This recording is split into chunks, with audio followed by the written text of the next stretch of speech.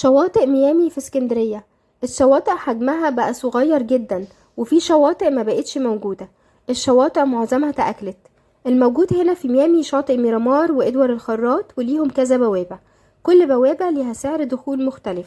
الشواطئ هنا زي ما احنا شايفين فيها تآكل كبير جدا، ما بقاش فيه مساحة للرملة ولا تقدر تحط كراسي أو شماسي زي الشواطئ العادية اللي متعودين عليها.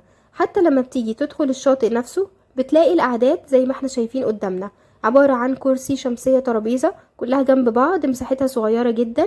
بتقدروا تنزلوا المية زي ما احنا شايفين، لكن المساحة اللي بتعوموا فيها صغيرة جدا، وما بقاش في مكان للأطفال ان هم يعرفوا يلعبوا بالرملة. الفيديو ده متصور 6 الصبح عشان اعرف انقل لكم الصورة واضحة قبل الزحام. اسعار الشواطئ هنا في ب15، في ب20، في ب35، والاطفال اقل من 5 سنين فور فري. لو حابين تشوفوا فيديوهات اكتر اعملوا سبسكرايب وفعلوا الجرس، ولو عجبكم الفيديو ما تنسوش اللايك.